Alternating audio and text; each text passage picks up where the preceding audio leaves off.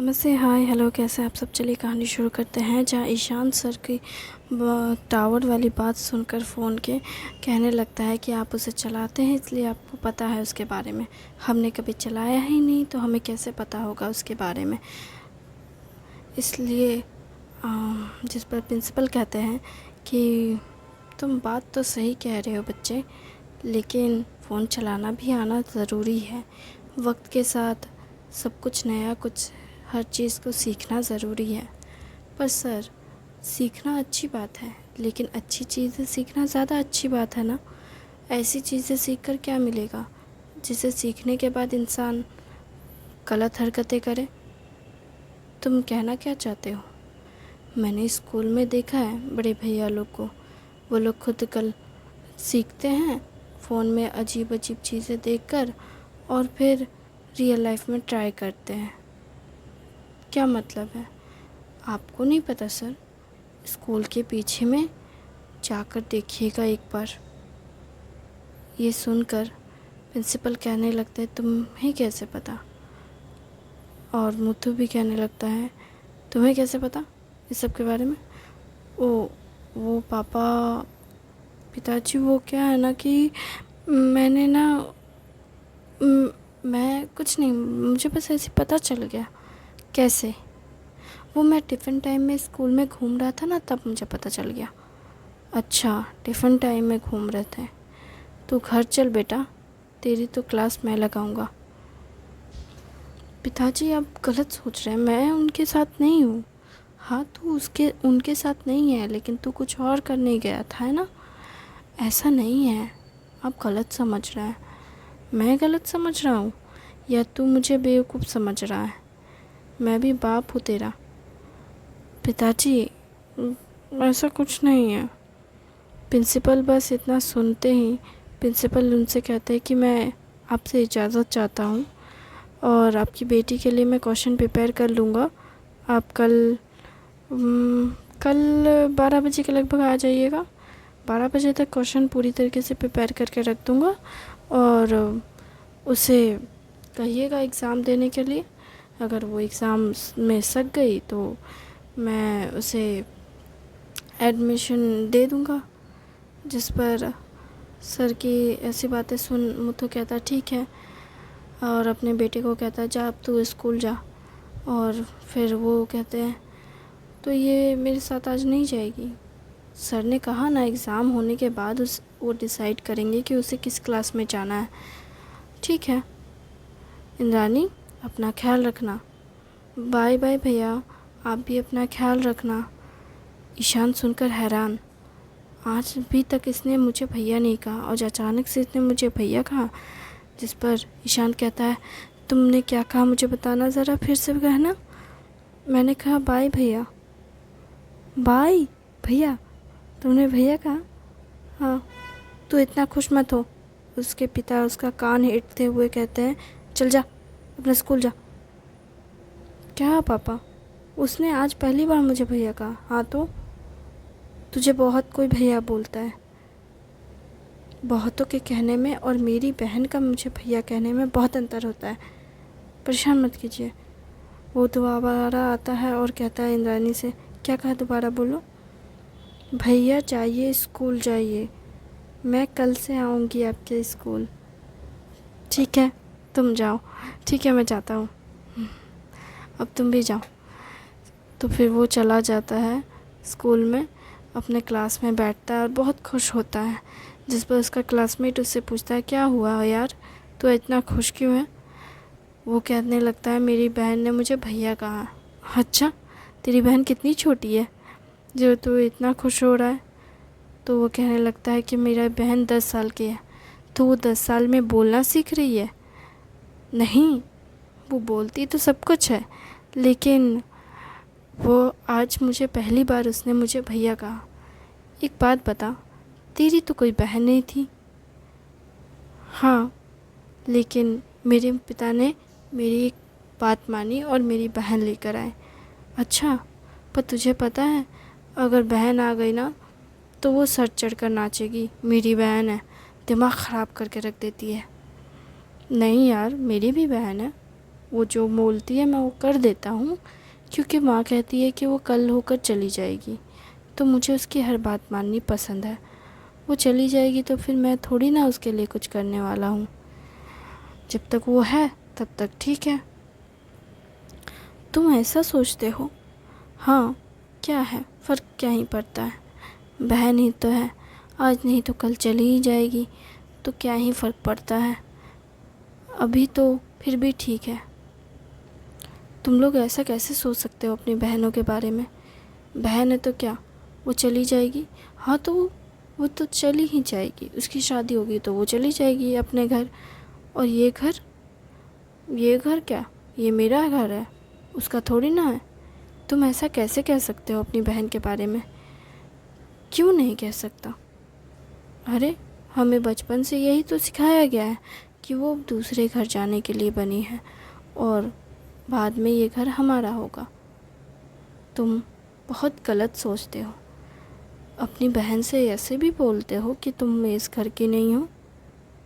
हाँ, मैंने बोला था एक बार मेरी बहन से। पता है, मेरी बहन बहुत रोई थी। उसके बाद मैंने उसे कभी नहीं कहा। पता है, वो बहुत रोने लगी, कहने लगी अगर मैं इस घर की नहीं हूँ तो मुझे इस घर में क्यों रखा है, मैं चली जाती हूँ इस घर को छोड़कर। वो फिर ना अपना सामान बांध कर चली गई थी नानी घर। मुझे बहुत बुरा लगा था। मैं 2-3 दिन तक तो समझ ही नहीं पाया कि उसे किस बात का गुस्सा लगा, और फिर बाद में जब समझ आया ना तो फिर मैं उसे मनाने गया, और ना उसने किसी से कुछ नहीं कहा, कभी नहीं। उसने एक बार भी नहीं कहा कि उसके भाई ने ऐसा कहा उससे। मुझे बहुत बुरा लगा। फिर ना नानी को कैसे तो पता चल गया। नानी ने मुझसे कहा कि अगर तुम ऐसा बहन से कह रहे हो, अगर सोचो एक बार, तुम अपनी बहन की जगह होते और कोई तुमसे ये कहता कि तुम्हारा ये घर नहीं है, तुम्हें यहाँ नहीं रहना है, तुम्हारा कोई घर ही नहीं है, तो तुम्हें कैसा लगता? मानती हूँ कि वो एक लड़की है और एक दिन उसे भी जाना है, जैसे मैं तुम्हारे नाना के घर आई, लेकिन ये घर मेरा भी तो उतना ही है ना। तुम भी तो मेरे ही वंशज हो ना, या सिर्फ तुम्हारे नाना के हो? मैं अगर ना होती तो क्या तुम्हारी माँ इस दुनिया में आती? और अगर तुम्हारी माँ ना होती तो क्या तुम इस दुनिया में आते? नहीं ना। तो फिर तुम अपनी बहन को ऐसा कैसे कह सकते हो? अगर तुम्हारी बहन नहीं होगी तो फिर आने वाले वक्त में कोई बच्चा नहीं होगा। उसी से तो पूरी दुनिया बनी है और तुम उसे ही नीचा दिखा रहे हो। तुम्हें शर्म आनी चाहिए बेटा। अरे, तुम्हारी माँ की वजह से ही तो तुम हो। अगर तुम्हारी माँ ही नहीं होती तो तुम्हारे बाप से क्या तुम आ जाते इस दुनिया में? तुम्हारी माँ ही तो है। और अगर मान लो अगर तुम्हारी माँ नहीं होती तो क्या तुम्हारे पिता तुम्हारा ख्याल रख पाते? और अगर छोड़ो तुम्हारे माता पिता के बारे में, तुम खुद के ही बारे में बताओ।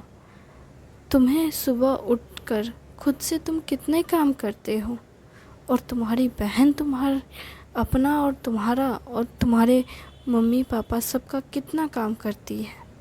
तुम मुझे एक दिन का बता दो।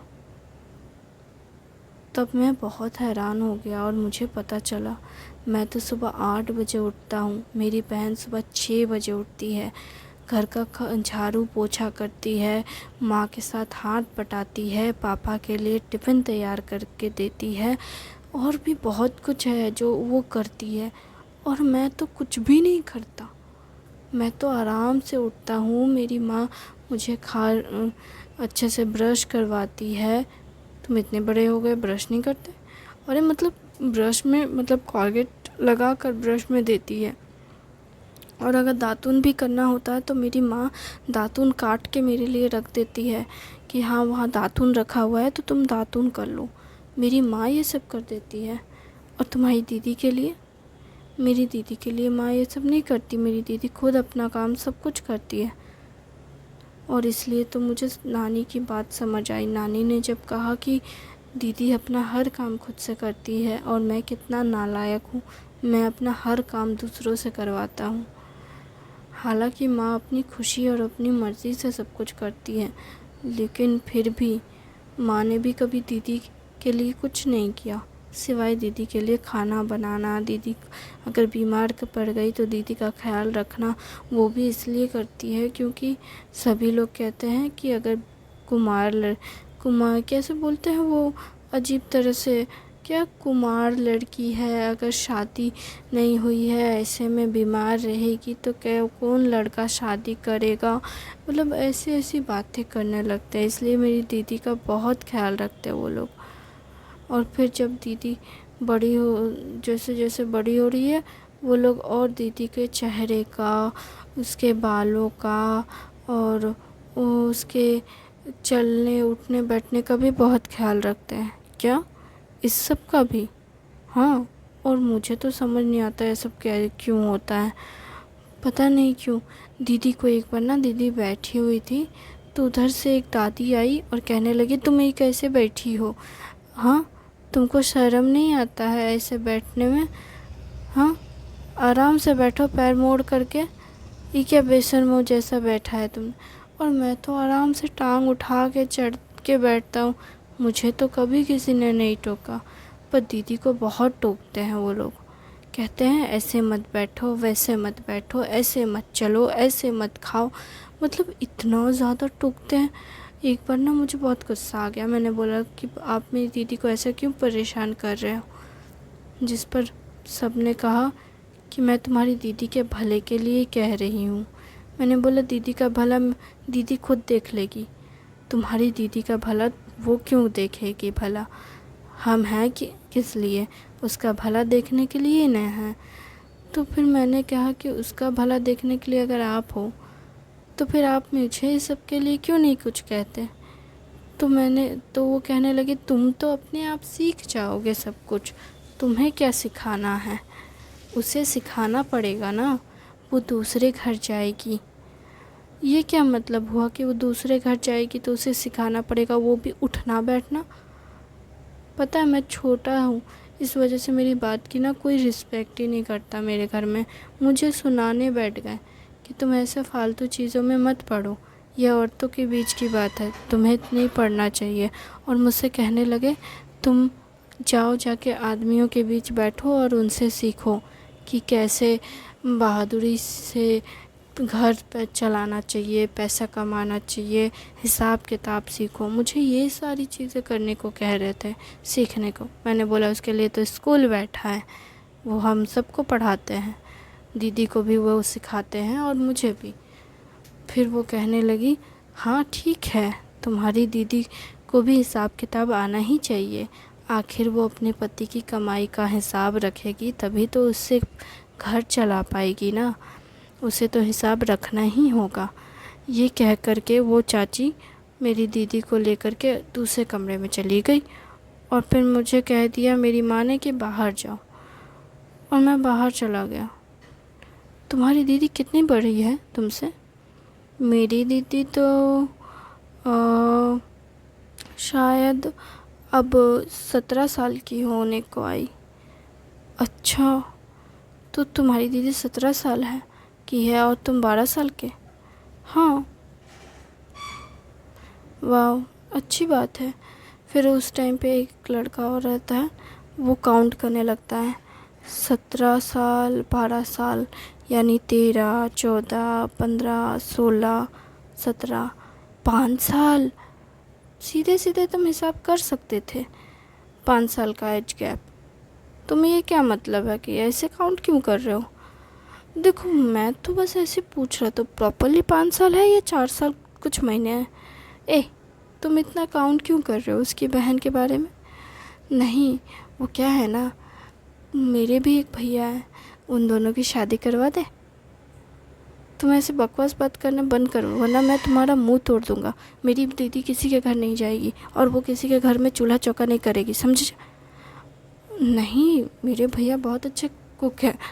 तुम्हारी दीदी अगर मेरे घर आई तो मेरे भैया सारा खाना बनाएंगे, चिंता मत करो। अच्छा, तुम्हारे भैया इतने अच्छे हैं कुक? हाँ, मेरे भैया बहुत अच्छे कुक हैं, तुम चिंता मत करो। अच्छा, ठीक है। फिर वो लोग हंसी मजाक करने लगते हैं स्कूल में बैठकर। और इधर वो जब स्कूल से निकलते हैं, मुथु और उनकी पत्नी और बेटी, तब वो डिसाइड करते हैं कि इसे लेकर बाज़ार जाते हैं और इसके लिए और कपड़े ख़रीदते हैं, क्योंकि मुथु ने सिर्फ़ एक फ़्रॉक ख़रीदा था और कुछ नहीं, जिस पर उसकी पत्नी ने पहले ही उसे बहुत कुछ कह दिया था। फिर वो कहने लगते हैं कि अब चलो, तुम्हें तुम्हारी बेटी के लिए और कपड़े तो लेने ही हैं, तो चलो लेकर चलता हूँ बाज़ार। फिर वो बाज़ार लेकर जाते हैं और फिर वो उसके पसंद के कपड़े उसे ख़रीदवाने के लिए एक दूसरे से बहस करने लगते हैं, क्योंकि दुकानदार बहुत कपड़े निकाल कर दे देता है जिसमें दोनों ही मिलके पसंद कर रहे होते हैं, लेकिन इंद्राणी से कोई पूछ ही नहीं रहा होता है कि कौन सा कपड़ा पहनना है। सब अपने अपने कपड़े लगा लगा के इंद्राणी के शरीर पे कहने लगे, ये सुंदर लग रहा है उसके लिए, ये सुंदर लग रहा है, वो सुंदर लग रहा। फिर दोनों ही झगड़ने लगते हैं, जिस पर इंद्राणी कुछ नहीं बोलती है, बल्कि वो खुश हो रही होती है। पर दुकानदार परेशान हो गया होता है। दुकानदार कहता है, आप दोनों जो इतना एक दूसरे से झगड़ रहे हैं, एक बार उस बच्ची से तो पूछ लीजिए कि उसे क्या पहनना है, क्या नहीं पहनना। अच्छा हाँ। जिस पर फिर वो इंद्राणी से पूछते हैं, बेटा तुम बताओ, तुम्हें कौन सा कपड़ा पसंद है, ये वाला या ये वाला? जिस पर इंद्राणी कहती है, मुझे माँ वाला पसंद है। माँ ने जो वो पसंद किया है ना, वो जो उनके बाएं हाथ में रखा हुआ है, मैरून कलर, मुझे वो कलर अच्छा लगा। देखा, मैंने कहा ना मेरी बेटी को ये पसंद है। और पापा, आपके हाथ में वो जो पिंक कलर है ना, वो नहीं, ये नीला है। अच्छा, ये नीला है। हाँ, ये नीले कलर का ये वाला ड्रेस मुझे पसंद है। ये तो बिल्कुल बार्बी जैसी है। हाँ, इसे पहन कर ना तुम बिल्कुल बार्बी डॉल जैसी लगोगी। और कुछ चाहिए सर? हाँ, बच्ची के लिए कुछ अंदर के कपड़े दे दीजिए, टेप दे दीजिए, अंडरगारमेंट दे दीजिए। ठीक है। ये हो गया सर, आपका बिल बन गया, और ये लीजिए। ठीक है। फिर वो उन्हें पैसे देते हैं और कपड़ा उपड़ा सब ले करके घर आते हैं और कहते हैं इंद्राणी को कि बेटा अब तुमको थोड़ा पढ़ लेना चाहिए। जिस पर वो कहती है, ठीक है पिताजी, लेकिन मैं क्या पढ़ूं, मुझे खुद नहीं पता। जिस पर वो कहते हैं कि तुम अपने भाई की कुछ पुरानी किताबें देखो, वहाँ पे रेक पे रखा हुआ है, उसके नीचे में से निकाल करके तुम उन किताबों को पढ़ना शुरू करो। देखो वो अलग अलग भाषा की भी है, हिंदी, इंग्लिश और तमिल, तेलुगु, और कुछ बंगाली में भी है, कुछ मलयालम भी है। इतनी सारी भाषाओं की किताबें। हाँ, मैं चाहता हूँ तुम्हारे भाई को अपने देश की हर भाषा आनी चाहिए, इसलिए मैंने उसे हर तरह की किताब पढ़ने को कहा था, ताकि वो हर भाषा सीख सके। उसे इतनी भाषाएं आती हैं? हाँ, काफ़ी हद तक आती है उसे। बहुत सारी भाषाएं तो नहीं, लेकिन काफ़ी हद तक जो मेन भाषाएं हैं, उनमें से मेन भाषाएं मैंने उसे सिखाई है। जैसे हिंदी हो गई, बंगाली हो गई, गुजराती हो गई, मराठी हो गई, तेलुगु हो गई, और मतलब कन्नड़ हो गया। इस तरह की मतलब कुछ जो सबसे ज़्यादा चलती है भाषाएं अलग अलग राज्य में, जिसमें से कुछ तो उड़िया भी है, जो उड़िया अब नॉर्मली उड़ीसा में ही चलती है, लेकिन फिर भी मैं उसे कहता हूँ कि वो थोड़ा थोड़ा सीख ले, जान ले किस भाषा में किसको क्या बोलते हैं। तो मैंने उसे थोड़ा थोड़ा हर भाषा सिखाया है, ताकि वो समझ सके लोगों की भाषाओं को, लोगों की बातों को। और उसके अलावा मैंने उसे सिखाया है कि कैसे लोगों की भावनाओं को समझना चाहिए, क्योंकि ये सबसे ज़रूरी है बेटा, सबसे ज़रूरी यही होता है। क्योंकि भाषाएं चाहे कितनी भी हो, फ़र्क नहीं पड़ता, हमारे दिल कितने करीब है ये ज़रूरी है। भाषाएं तो अपने देश में बहुत सारी हैं, लेकिन हम उन भाषाओं से परे जाकर एक दूसरे के कितने करीब है, ये ज़रूरी है जानना। और हमें खुशी होनी चाहिए कि हम भारतीय हैं। थैंक यू वेरी मच इस कहानी